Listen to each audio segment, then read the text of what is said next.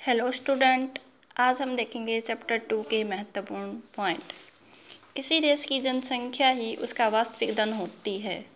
यही लोग देश के संसाधनों का उपयोग करते हैं, यानी कि किसी भी देश की जनसंख्या जो होगी वो उस देश का वास्तविक धन होता है, क्योंकि लोग जो होते हैं वही देश के संसाधनों का प्रयोग करते हैं और उनकी नीतियाँ निर्धारित करते हैं कि उन संसाधनों का प्रयोग हमें किस प्रकार से करना है। किसी देश की जनांकीय विशेषताएं जैसे कि जनसंख्या में कुल पुरुष, स्त्रियां व बच्चों की संख्या, जन्म दर, मृत्यु दर, प्रवास, नगरीय ग्रामीण जनसंख्या और उनकी स्थिति का ज्ञान जनसंख्या के अध्ययन में होता है। यानी कि जनसंख्या का अध्ययन करते हैं तो हम इन उपरोक्त सभी चीज़ों का अध्ययन करते हैं। भूपृष्ठ पर लोगों के फैलाव को जनसंख्या का वितरण कहते हैं, यानी कि भूमि के ऊपर कहाँ पे कितने लोग रहते हैं, कितनी जनसंख्या फैली हुई है, वही जनसंख्या का वितरण होता है। ये विश्व में बड़ा ही असमान है, यानी कि कहीं पे बहुत कम लोग रहते हैं तो कहीं पे बहुत अधिक लोग रहते हैं। विश्व की लगभग 60% जनसंख्या केवल 10% देशों में निवास करती है, जिनमें से 6 देश एशिया महाद्वीप में स्थित हैं। वैसे आपको पता भी होगा कि संसार की सबसे अधिक जनसंख्या जो है वो चीन में है, दूसरे नंबर पे भारत आता है, और ये दोनों ही देश जो हैं वो आपके एशिया महाद्वीप में हैं। जनसंख्या घनत्व प्रति वर्ग किलोमीटर में रहने वाले व्यक्तियों के रूप में मापा जाता है, यानी कि जनसंख्या घनत्व को मापने के लिए हम प्रति वर्ग किलोमीटर में जितने लोग रहते हैं वही व्यक्ति उस स्थान के जनसंख्या घनत्व को दर्शाते हैं। इनकी गणना कुल जनसंख्या को कुल क्षेत्रफल से भाग देकर की जाती है, यानी कि जनसंख्या घनत्व निकालने के लिए उस क्षेत्र की कुल जनसंख्या को उस क्षेत्र के कुल क्षेत्रफल से भाग देंगे तो वहाँ का जनसंख्या घनत्व आ जाता है।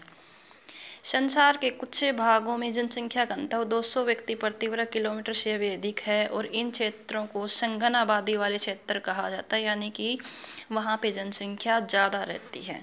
उत्तरी व दक्षिणी ध्रुवों के निकट उष्ण व शीत मरुस्थल, विषुववर्तीय रेखीय उच्च वर्षा का क्षेत्र व ऊंचे पर्वतीय क्षेत्र विरल जनसंख्या आबाद है, यानी कि उत्तर तथा दक्षिणी ध्रुवों के निकट का क्षेत्र है, क्योंकि वहाँ पे ठंड अधिक पड़ती है। उष्ण और शीत मरुस्थलों में लोग वैसे भी कम रहते हैं। विषुववर्त रेखीय क्षेत्र, वहाँ पे गर्मी ज़्यादा होती है और उच्च वर्षा का क्षेत्र है, तो ये सारे के सारे क्षेत्र जो होते हैं वहाँ पे जनसंख्या कम निवास करती है।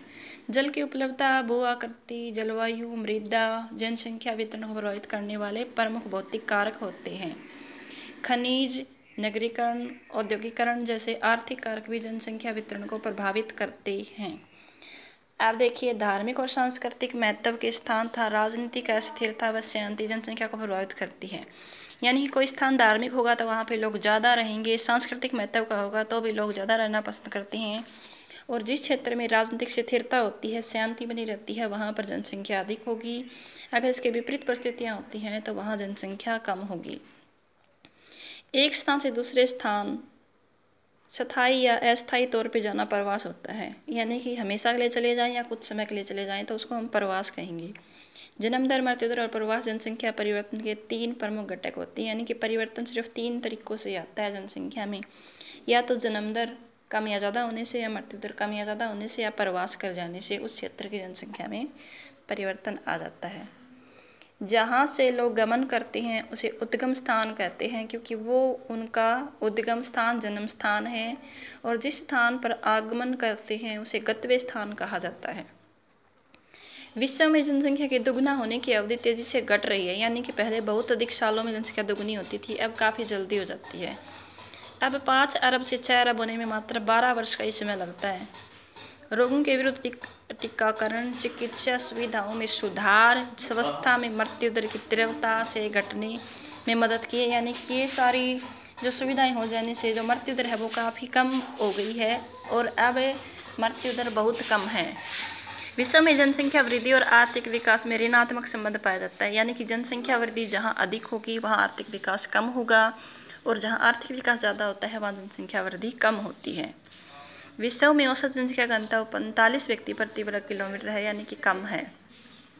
माल्थस के अनुसार जनसंख्या में वृद्धि का परिणाम अकाल बीमारी और युद्ध द्वारा उनमें अचानक गिरावट के रूप में सामने आता है, यानी कि जनसंख्या में वृद्धि का परिणाम से ज़्यादा अधिक जनसंख्या बढ़ जाएगी तो क्या होगा, अकाल पड़ जाएगा या कोई भयंकर बीमारी आ जाएगी, जैसे कि अभी कोरोना आई हुई है, इसमें बहुत सारे लोग मर रहे हैं, और युद्ध द्वारा ही अचानक गिरावट आ सकती है।